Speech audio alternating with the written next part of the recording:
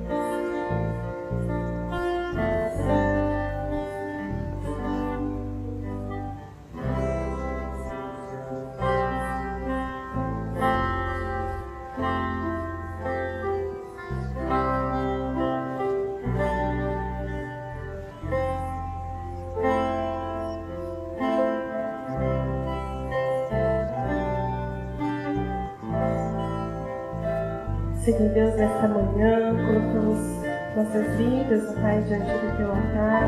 Muito obrigada pelo dom da vida, pela saúde. Obrigada, Pai, porque o Senhor tem cuidado de cada um de nós, das nossas famílias. E agora, Senhor, aqui na Tua casa, queremos render e prestar culto ao Senhor, de gratidão, Senhor, e adoração, por tudo que Tu és, Pai, nas nossas vidas. Um Deus grande, um Deus poderoso, que nos sustenta, que nos guarda, que nos dirige, Senhor, a cada dia. Obrigada pela doce presença do Espírito Santo no nosso meio. Nós entregamos, ó Pai, nossa adoração, nosso louvor a Ti nessa hora. Queremos que o Senhor venha, Pai, de encontro a cada vida aqui presente. Venha renovar as nossas forças. Venha, Senhor, colocar mais amor ainda em nossos corações. É o que nós pedimos e desde já agradecemos. Pai, lembrando dos jovens que estão se preparando para prestar a prova do Enem hoje. Guarde, Pai, a vida deles. Eles lembrem, Senhor, de tudo que estudaram. Que o Senhor vá à frente deles, Pai, com os Teus anjos. E guarde, Senhor, cada vida, Senhor. É o que nós te pedimos e agradecemos em nome de Jesus. Amém, Senhor. Amém. Cada jovem, mas tem a Elza também, né? A Elza também está se dedicando, estudando para fazer a prova hoje, né? Ela vai fazer. É um exemplo, né, para nós. Nós queremos, então, já passar, né, para a parte de louvor. Mas antes eu queria compartilhar com vocês algo que Deus tem trazido ao meu coração, né? Algumas ministrações que eu tenho assistido a respeito de legado, né? De transmissão geracional. E essa semana, na terça-feira, a gente teve um estudo direcionado, né? Com o Sérgio Laza e a Kátia, que nos falaram um pouco sobre discipular, né? De fazer discípulos. E foi muito bom, né? Quem estava ali com a gente online, pelo Zoom, eles estavam lá em Manaus, né? Mas a transmissão, né, ao vivo, pelo Zoom, nos permitiu aprender um pouco com eles, né? Sobre o discipulado, sobre andar junto, estar junto, né? E é o que a gente precisa mesmo com essa geração.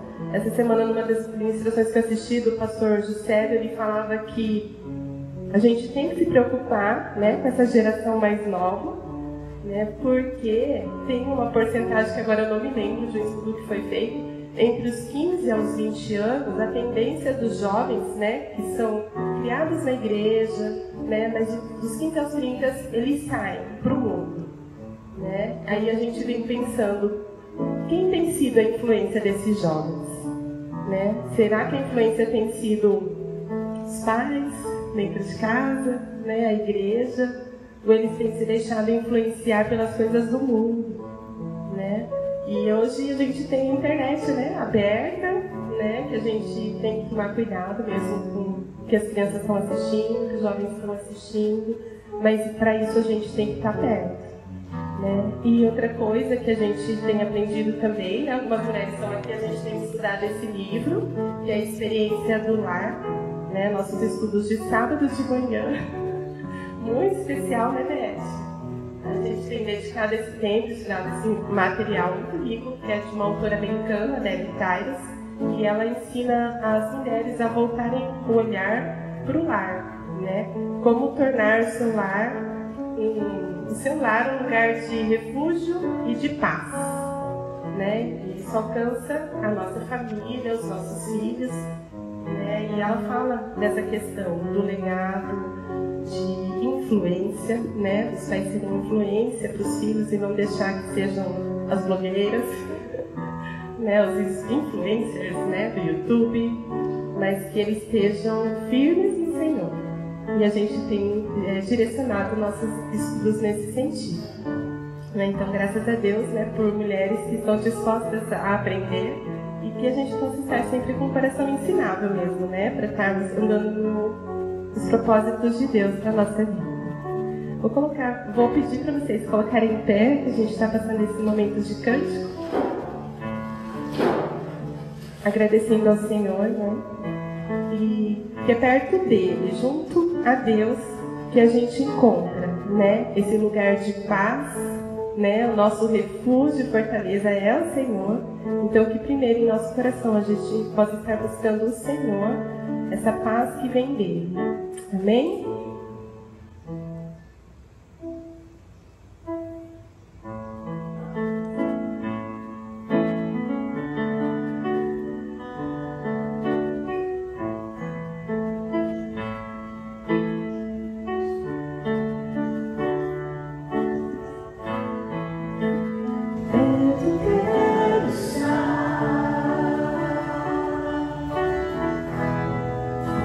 Junto a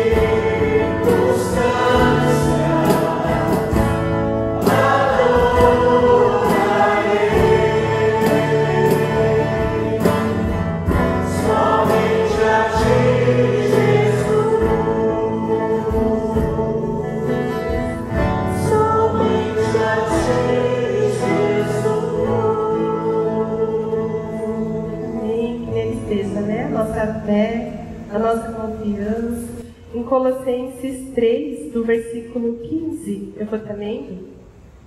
Que a paz de Cristo seja o juiz em seu coração, visto que vocês foram chamados para viver em paz, como membros de um só corpo, e sejam agradecidos.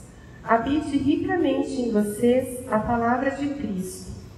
Ensinem e aconselhem-se uns aos outros com toda sabedoria, e cantem salmos, hinos e cânticos espirituais com gratidão a Deus em seu coração. Amém? Próximo cântico.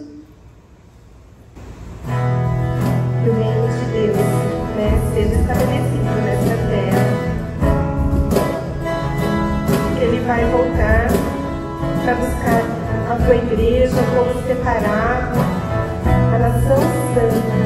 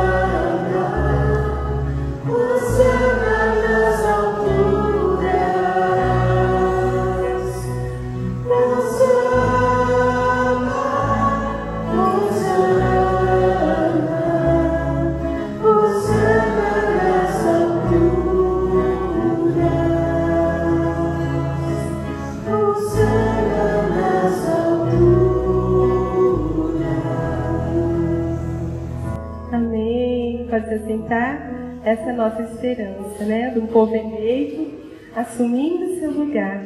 Nossa fé não está, nos governantes, Nós somos uma nação que vive para o reino de Deus. Amém? Escolhidos, separados, para fazermos diferença mesmo, sermos sal e luz nesse mundo. Amada igreja, como é desafiador, como é bom saber de que estamos sendo participantes, né, de uma igreja, de uma comunidade onde tem alvos e objetivos. E eu estou falando no sentido de que Deus, pela misericórdia, tem estabelecido, né, 5 visões para essa igreja. Né, ao longo de quanto tempo mesmo? De 10 anos, né, de sermos um jeito de ser igreja. Mas eu creio plenamente, amada igreja, né, de que nesse trajeto, nesses 10 anos, Deus vai se manifestar de uma maneira muito especial, assim como tem se manifestado até o dia de hoje, que talvez a gente vai ter que rever essa visão. Né?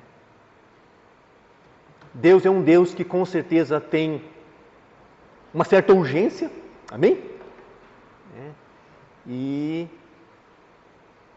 você fazer parte, né, dessa dinâmica é algo desafiador, prazeroso. E semana passada eu fiz uma analogia, fiz uma comparação dizendo que como se diante dessa visão nós estivéssemos num período de quê? De gestação. Deus está gerando essas 5 visões para mim e para você. E diante dessas 5 visões, eu preciso ter um coração grato. E com uma postura, uma atitude, né, de envolvimento. E Deus tem levantado, chamado, escolhido a cada um de nós. E uma questão que Deus falou muito forte aos nossos corações na semana passada, de que diante dessa visão, diante desses desafios, existe um grande perigo do meu coração, do nosso coração, do coração da igreja, se desviar da centralidade do coração de Deus e cairmos no pecado do orgulho e da soberba.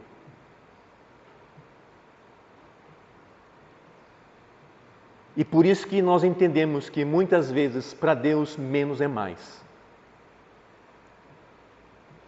Diante do desafio dessa vida, sim, eu e você temos um risco. Enfim, a vida é de objetivos, alvos e conquistas. Mas eu e você temos um perigo de uma maneira muito tênue e sutil, velada, algo que eu e você, nem sua esposa, pode dizer, esse irmão está com o quê de orgulho? Quem somos nós, né? Mas alguma coisa é fato. Eu e você temos esse perigo, mediante os desafios dessa vida, ter lá no fundo do coração essa questão do orgulho. Ah, se não fosse eu. Ah, se não fosse eu nessa família. Ah, se não fosse eu nessa empresa. Alguém já pensou assim, Cauro? Tem muita gente que pensa assim, sim ou não? Ah, se. Ah, se. Eu e você temos responsabilidade, temos que, né, atingir esses objetivos, mas com coração de humildade.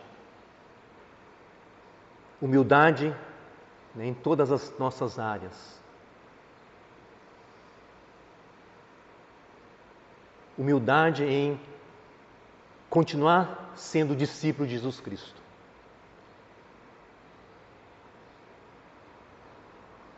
Não importa a idade, a gente sempre, né, temos que estar focado nessa questão. Eu sou um discípulo, o discípulo sempre está, né, com esse coração aberto para aprender. Certa vez eu compartilhei dizendo no sentido dessa humildade de querer aprender, foi num encontro, né, da Igreja do Bosque, de um final de semana, e o que me mais chamou a atenção não foi as preleções, até a preleção realmente foi interessante, né, mas o que me chamou a atenção foi a figura de uma pessoa, dentro o povo que estava lá. Era um senhor de quase 80 anos de idade. Não era o preletor, não era o conselheiro, mas era um ouvinte. E aí fiquei, mas o que esse homem está fazendo aqui no meio dessa galera? Ele está destoando. Ele deveria estar atrás do microfone ali, né? Pelo tempo decorrido, né?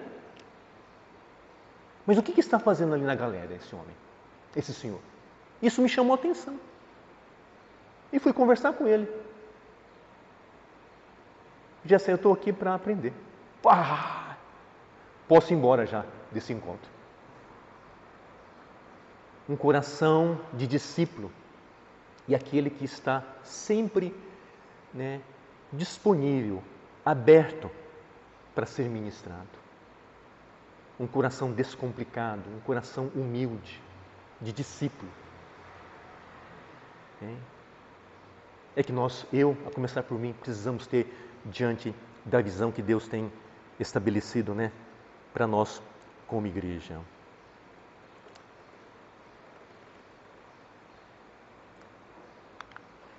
Reafirmar e afirmar, né, a visão. Essa ilustração também me chama muito, essa imagem me chama muito a atenção. É um equipamento que finca estacas. Né? A questão da construção pré-moldadas, né, que são rápidas, né? Então vem com esse equipamento e fincam, né, as estacas. E essas né, estacas são fincadas, né, num bater insistente até, né, pegar a profundidade necessária. E aí se constrói depois, né, a parede, enfim, a casa. Queridos, como se faz necessário nós afirmarmos e reafirmarmos? Então, quando, né, nós estamos nesse desafio de mês de novembro, de reafirmar e afirmar, é isto. É você bater, vamos dizer, no bom sentido, na mesma tecla. Até aquilo fazer sentido e nós começarmos a fazer com que, através desses princípios, o nosso pensar, agir, nosso estilo de vida sejam alinhados diante desse princípio. Para isso, então, tem que o quê? Bater. Várias vezes, o quanto for necessário. Quantas vezes você falou, mas de novo? Quantos de vocês, o pai e a mãe teve que te ensinar você a escovar dente? Foi uma vez só? Pais aqui presentes, ensinar o seu filho? Uma vez e Zé Fini? Foram várias vezes, né? Várias vezes. Bateu na mesma tecla. E hoje, graças a Deus, você já sabe, escovar dente bonitinho, sim ou não? E tem a capacidade já de constituir uma família e ensinar o seu filho a escovar dente. Isso é lindo. Fiquei até arrepiado. Por quê? Bateu-se a estaca. Afirmar e reafirmar como é importante. 31 de outubro, né, é o dia da Reforma. Nós comemoramos o dia da Reforma. E no sentido de ensino, no sentido de teologia, a gente precisa. Por isso que estabeleceu o 31 de outubro, o dia da Reforma, onde foi, né, as 95 teses foram colocadas lá e se definiu que somente a Escritura, somente o quê? A graça, somente a fé, somente o quê? Cristo, né? Somente glórias a Deus é devido. Isso então, ano após ano. Quando, há um tempo atrás, a igreja viveu um momento tenso, né? E um dos pontos era com respeito à indulgência, né? Onde um homem chamado John Wesley, Lutero, se levantou, indignado com aquele tempo, daquele sistema, e estabelece. Isso então tem que ser pontuado na nossa vida. Só a Escritura, só a graça, só a fé, só Cristo e glórias somente ao nosso Deus. Porque senão o meu coração acaba, né, se desviando. Isso tem que ser martelado nas nossas vidas. A Santa Ceia. Pastor, mas será que é necessário a nossa comunidade fazer todo domingo Santa Ceia? É todo domingo que a gente faz aqui? Tem igreja que faz todo domingo, mas nós, uma vez por semestre, por mês. É uma convocação, né, de Deus para afirmar e reafirmar a obra de Cristo nas nossas vidas. De quem eu era e agora de quem eu sou em Cristo Jesus. Isso precisa ser martelado nas nossas vidas. Afirmar e reafirmar a nossa fé nessa obra. Reafirmar, afirmar o nosso compromisso no altar. Isso é lindo demais, amém? Eu creio que muitas das nossas crises conjugais poderiam ser amenizadas, digo eu, se nós pudéssemos, se possível, uma vez por ano, Kaoru, o que você acha? Uma vez por ano, você chegar em frente à sua esposa, ou vice-versa, declarar o voto. Vixe! Eu, Jessé Kajimura, te recebo, Márcia Harumi, como minha legítima esposa. Forte, hein? Prometo ser fiel. Declarei isso há 29 anos atrás.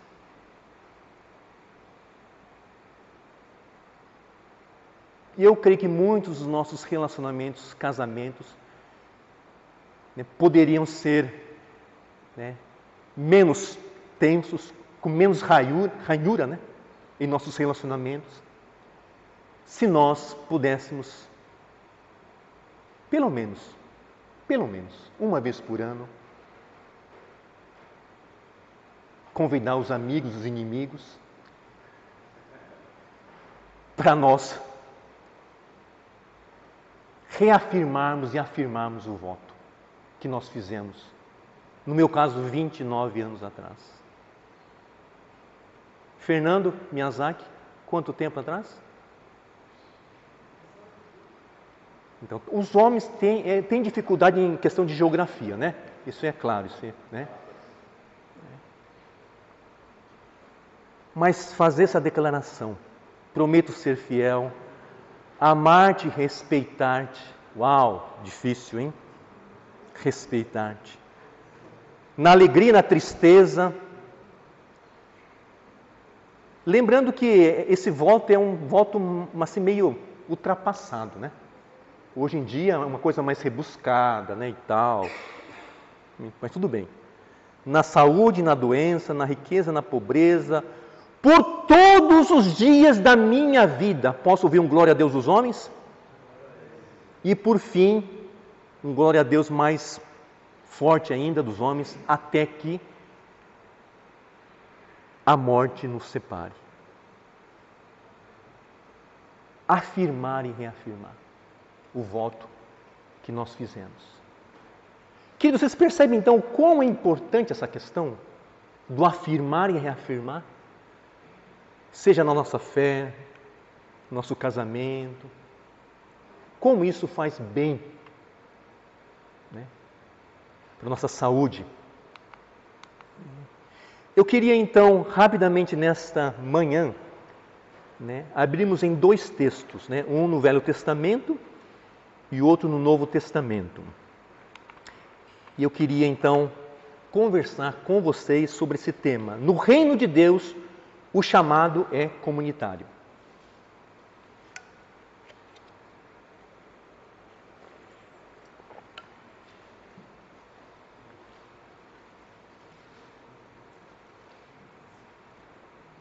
Então vamos primeiro fazer a leitura de Êxodo 18, 13 em diante. No dia seguinte, assentou-se Moisés para julgar o povo, e o povo estava em pé diante de Moisés, desde a manhã até o pôr do sol. Vendo, pois, o sogro de Moisés tudo o que ele fazia ao povo, disse: que é isso que fazes ao povo? Por que te assentas só e todo o povo está em pé diante de ti? desde a manhã até o pôr do sol? Respondeu Moisés ao seu sogro: é porque o povo me vem a mim para consultar a Deus. Quando tem alguma questão, vem a mim para que eu julgue entre um e outro e lhes declare os estatutos de Deus e as suas leis. O sogro de Moisés, porém, lhe disse: não é bom o que fazes.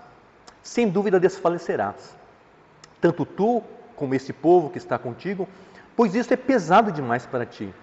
Tu só não podes fazer. Ouve, pois, as minhas palavras e eu te aconselharei. E Deus seja contigo. Representa o povo perante Deus, leva as suas causas a Deus. Ensina-lhes os estatutos e as leis e faz-lhes saber o caminho em que ele deve andar e a obra de que deve fazer. Procura dentre o povo homens capazes, tementes a Deus, homens de verdades, que aborrecem a avareza. Põe-os sobre eles por chefes de 1000, chefes de 100, chefes de 50 e chefes de 10, para que julguem este povo em todo o tempo.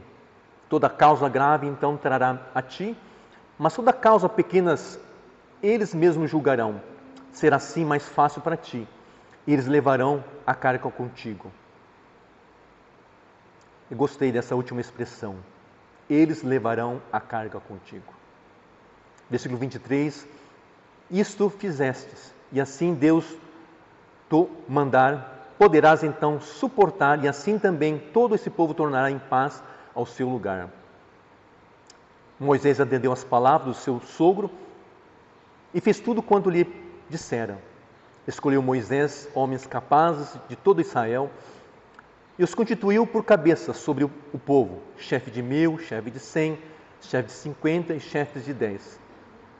Esses julgaram o povo em todo o tempo. A causa grave trouxeram a Moisés, de outra causa simples julgaram eles. Amém. Esse é o primeiro texto, que eu queria compartilhar rapidamente com vocês nesta manhã, dentro dessa questão, do afirmar e reafirmar esta visão. E dentro dessas 5 visões, eu estou entendendo de que o chamado que Deus quer diante dessa visão com respeito a cada um de nós, de que esse chamado não é exclusivo, limitado para um grupo de pessoas, ou somente na figura do líder ou da liderança, mas é algo comunitário. Amém? Isso precisa ficar bem claro na cabeça e no coração de cada um de vocês. E esse envolvimento deve ser um envolvimento, em primeiro lugar, de oração. Amém? Em oração. Em contribuição. Vai ter projetos que a gente vai precisar, sim, ofertar. E também no engajamento dentro daquilo que Deus tem colocado. Queridos, como foi lindo ontem a dinâmica do entorno do pilão, do moti. Como foi lindo essa dinâmica. Onde a igreja sim pôde perceber um pouco mais da natureza daquele que vos fala. Aquele que vos fala, parece que ele não conseguia ficar em torno do pilão, ele ficava assim, parece que estava esquivando do taco ali, Vocês perceberam isso? Sim ou não?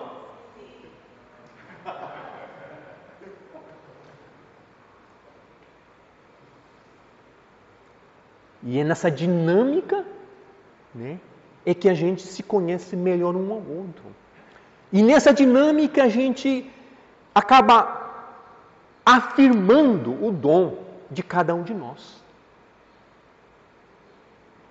Uns ficam ali e vão do começo ao término na execução do serviço. Outros ficam assim, saltitantes. Mas enfim, existe essa função, esse papel também, amém? Aquele que vai alinhar, coordenar, de repente um grupo ali começa a descambar, E aí essa pessoa chega e dá uma reorientada nesse sentido. Então, como é precioso essa dinâmica. E se você não comprou o seu moti, logo após o culto, você que está me assistindo nessa manhã também, só que esse vídeo vai ser apresentado daqui uma semana, mas esse moti você pode levar para casa congelado. Tudo bem? Não esqueça então. Nós percebemos a dinâmica, né, daquilo que esse texto está nos dizendo aqui de Êxodo 18, 13 a 26. Lá bem, né, entendendo de que se trata de um povo, né, que estava cativo 430 anos como escravos no Egito, e uma população de quase 2 milhões de pessoas, né, tem esse desafio, né, em direção à terra prometida, onde o livro de Êxodo, né, tem esses 3 movimentos, né, com relação à libertação, com respeito à aliança, né, os 10 mandamentos e a instituição do tabernáculo. E esse texto que nós acabamos de ler trata especificamente dos versículos 1 a 18, quando Moisés, então, tem esse desafio de pastorear, de instruir esse povo. Você já viu essa expressão? Carregando o piano. Carregando o piano. Aquela pessoa carrega o piano. Então, quando se fala em visão da nossa igreja, não é um carregando essa visão. Mas é como se fosse, eu posso estar equivocado, mas eu imagino a visão, isso aqui, as meninas, né, da orquestra podiam me ajudar. Acho que faz sentido, não é? Tem quantos instrumentos numa orquestra? Depende, pastor, isso é muito relativo, não é verdade? Mas no mínimo deve ter o quê? Numa orquestra tem que ter o quê? No mínimo? Quanto? 50 músicos. 50 músicos. E quantos instrumentos? Uns 4. Não? Geografia e musicalidade, vocês perceberam, né? Mas enfim. Né? Então eu vejo, né, que quando se fala em visão, é essa dinâmica de uma orquestra. Cada um tocando o seu instrumento, no seu ritmo, na hora certa, senão, né, só Jesus, né, na causa, né? Só Jesus. Versículos 17 a 18, porque do momento que somente um carrega o piano, eu queria ter um sogro como Moisés, falando sério. O sogro olhando toda aquela situação, fala: Moisés, o que você está fazendo não é bom. Olha só, o sogro chega olhando toda aquela situação. Cara, o que você está fazendo não é bom. Não é bom para a sua saúde, para o seu emocional, para o seu psicológico, para o seu físico, não é bom. Você ficará esgotado e deixará o povo exausto. Quando um carrega o piano, quando na dinâmica talvez de um casamento, quando somente um carrega o piano, fica difícil. Fica difícil. Há um esgotamento. Por isso que dá importância de cada um de nós saber o nosso lugar, o nosso chamado. Que boa vontade de Moisés, sim ou não? Nosso pastor Manalbo tem uma boa vontade, ele faz assim de tudo quase aqui na igreja. Que boa vontade. Né? Mas isto leva a um esgotamento. Em outras palavras, síndrome do burnout. O sogro de Moisés falou: você vai ter uma síndrome de burnout. É um súbito distúrbio psíquico e emocional que se manifesta através da exaustão extrema, esgotamento físico e estresse. Você está estressado? A perninha aqui assim. Você conhece a pessoa que está conversando e a perninha fica assim? Está jantando, está almoçando e o cara está assim.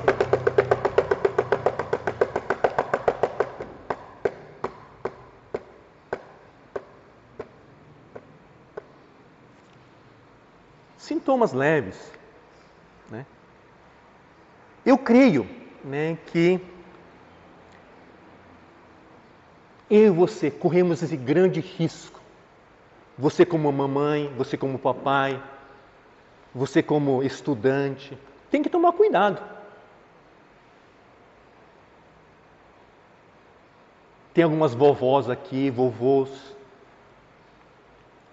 que querem ser salvador da pátria. Isso é bonito, não é verdade? Nossa, é lindo. Eu estou assim, querendo ser o vovô salvador da pátria. Quero chegar a esse momento, esse estágio, quero salvar o vovô que vai salvar. Complicado.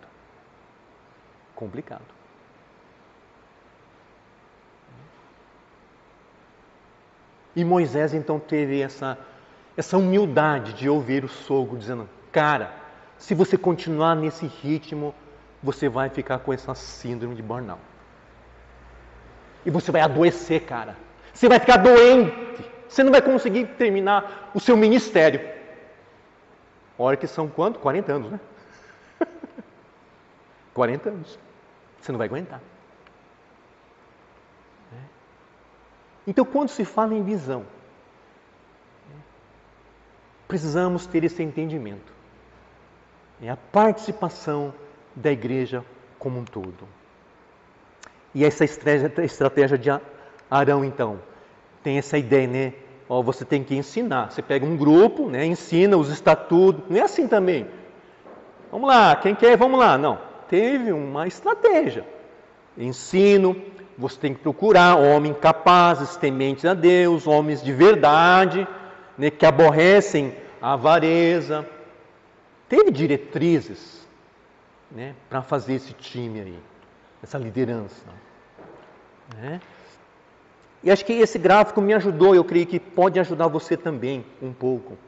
Então, quando se fala em essa visão, particularmente falando sobre essa questão de rede de apoio, né, eu entendo que, né, Deus vai encabeçar, tem encabeçado pessoas, homens e mulheres com qualificações, com dons, capacitação que Deus tem dado. E queridos, e como é importante delegar autoridade espiritual para esse homem, para essa mulher. Mais para frente eu vou passar um slide, vocês vão entender isso. Tem que ter qualificações, sim. Mas também tem que delegar autoridade espiritual para essas pessoas. Para sim, nós temos especificamente essa questão da rede de apoio. E aí foi as qualificações, né? E aí então Deus, né, dá essa estratégia até para Moisés, dizendo: esse é o esquema que eu vou dar para você não, né, ter dificuldade no seu ministério. Vamos lá agora, Atos 6, de 1 a 7. Atos 6.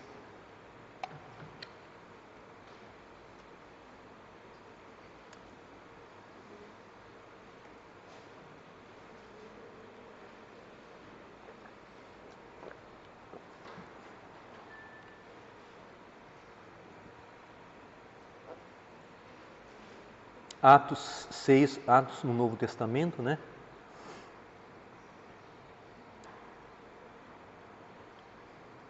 Ora, naqueles dias, multiplicando-se o número dos discípulos, houve murmuração dos helenitas contra os hebreus, porque as viúvas deles estavam sendo esquecidas na distribuição diária. Então, os 12 convocaram a comunidade dos discípulos e disseram: não é razoável que nós abandonemos a palavra de Deus para servir à mesa. Mas, irmãos, escolhi dentre vós 7 homens de boa reputação, cheios do Espírito e de sabedoria, os quais encarregaremos deste serviço. E quanto a nós, nos consagraremos à oração e ao ministério da palavra. O parecer agradou a toda a comunidade e elegeram Estevão, homem cheio de fé e do Espírito Santo, Filipe, Próculo, Nicanor, Timão,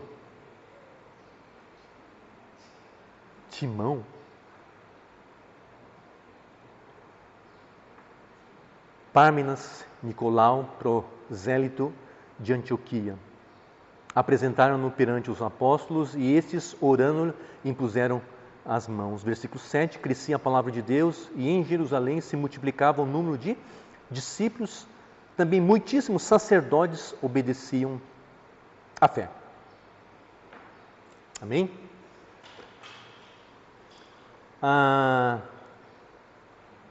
Livro de Atos, no contexto, né, onde a igreja estava em dispersão, né, período da diáspora.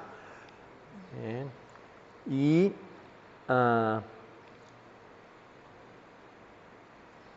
alguns autores nos dizem que a igreja, então, ela tinha duas estruturas, né?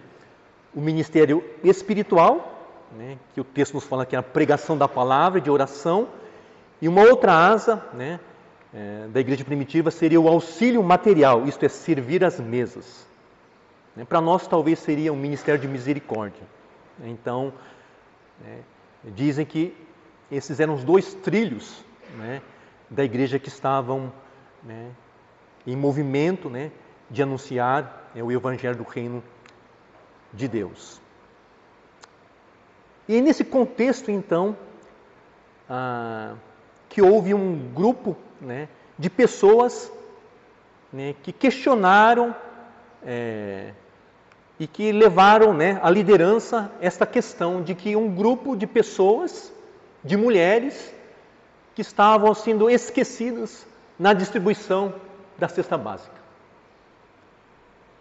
Enfim, tudo que é injustiça, o povo, né, sai do assento e se posiciona, né? Houve uma injustiça, até no meio cristão se levanta. Amém? E é belo que essa liderança é uma liderança que acolhe essa indignação. Quando a indignação ela é legítima, a começar por mim, a começar por essa liderança deve acolher.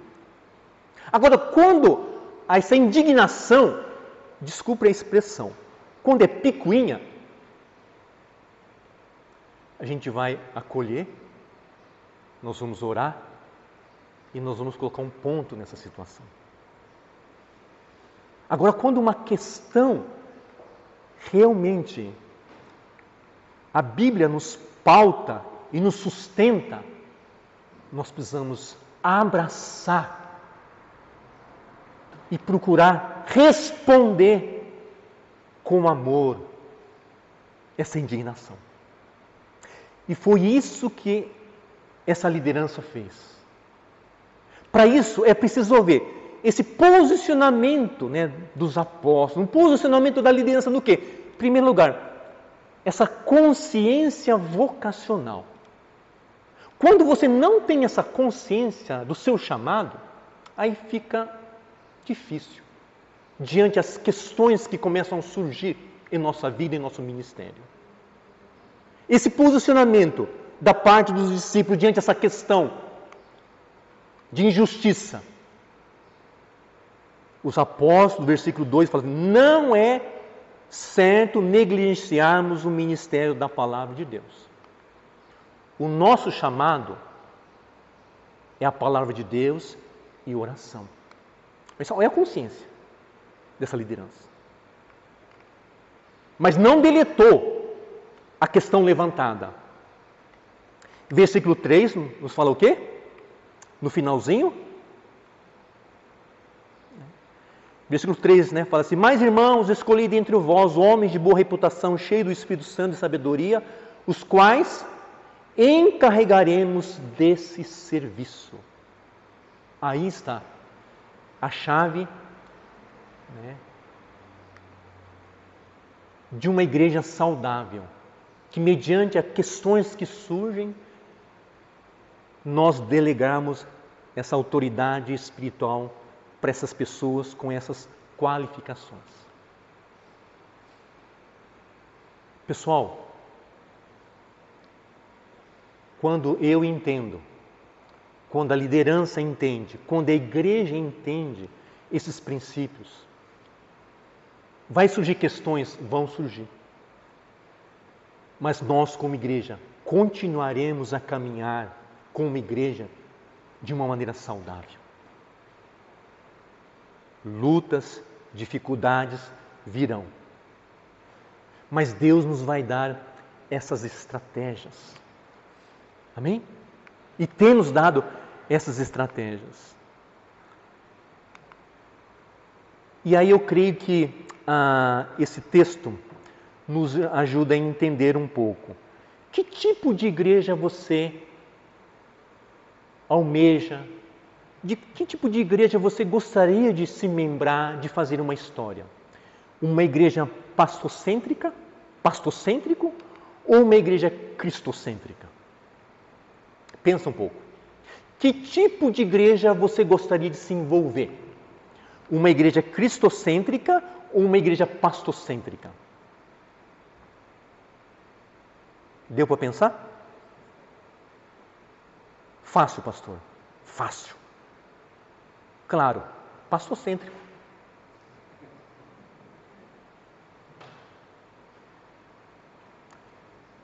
Mas se formos olhar as Escrituras, Jesus estabeleceu uma igreja cristocêntrica. Amém? Cristocêntrica, onde tudo gira em torno da pessoa de Jesus Cristo, até o pastor. Eu coloquei alguns exemplos aí, né? Tudo tem que girar em torno de Jesus Cristo.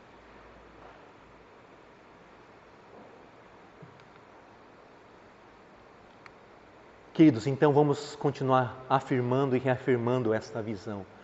Ninguém carrega o piano sozinho, somos uma orquestra. Amém? Amém. Temos uma estrutura o quê? Centralizada na figura do pastor Manalba. Amém? Posso dizer um glória a Deus? Fala misericórdia. Fala misericórdia. Isto. Nós somos uma igreja cristocêntrica. E desfrutamos do crescimento numérico para a honra e glória de Jesus Cristo, como nós vemos no versículo 7 de Atos 6. Crescia a palavra de Deus e em Jerusalém se multiplicava o número dos discípulos.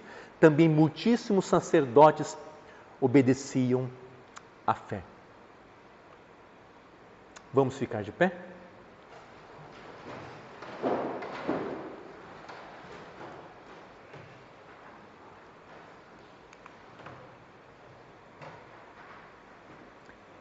Deus, muito obrigado por esta manhã.